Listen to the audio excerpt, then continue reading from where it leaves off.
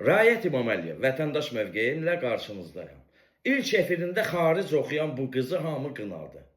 Məncə bu qızda heç bir günah yoxdur. Bu qız görür ki, efirlərdə kim çıxsa məşhur olur. Bugünkü musiqi sahəmiz görün nə gündədir ki, bu qız fonoqrama ilə, səs təmizlətməklə klip çıxarıb məşhurlaşan indicilərin bir çoxundan canlı olaraq yaxşı oxuyur. Güya Türkcan, Nəfəs, xaric oxumurlar ki.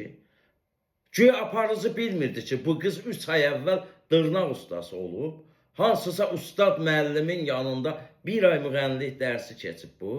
Bəs niyə Zaur Nəbioğlu'nu efirə çağırıb? Çağırmayıb. O qız kanala pulunu ödəyib gəlib. Aparıcı kimdir ki, qonaq çağırsın? Pulunu alıb niyə pərt edirsiniz ki, bu yazığı?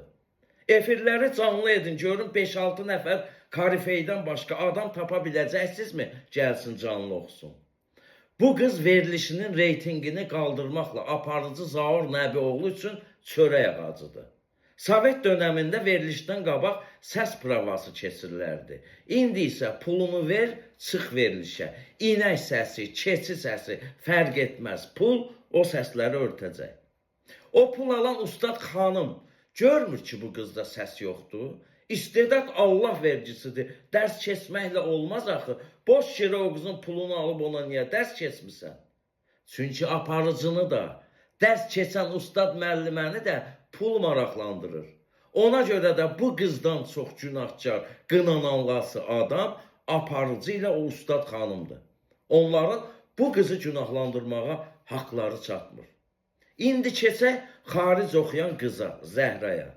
Zəhrə bilir ki, məsuliyyət tələb etməyən süni gözəlliklərin məkanı, dırnaq ustalığı etdiyi o gözəllik salonudur. Bir də süni sənətin tüğyan etdiyi yer aranjmanlı, fonoqramalı efir səhnələridir.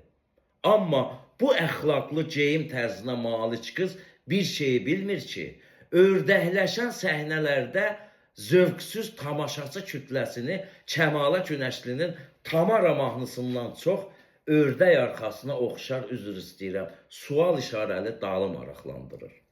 Ekspert Nigar Fərhadı analizindən çox ördək dimdiyinə oxşar silikonlu dodaqları cəlb edir. Bayram Nurlunu falçılığı yox, özünə qız kimi maya qoyduğu silikon dalı, dodağı döşü maraqlıdır. Ona görə də bu qızı qınamayın. Zəhra, gözəl qızım, biraz tələsdin. Efirə əxlaqlı geyim tərzində yox, hamı kimi sinə açıq, dekaliteli, razrezi cırıq, uzun və ya qısa yubqada çıxsaydın, elə o verilişin ortasında özünə kifayət qədər hərci sponsor tapa bilərdin. Bugünkü efirlər, bugünkü tamaşaçı zövqü, açıq, saçıq geyimləri, əxlaqsızlığı tələb edir, gözəl qızım.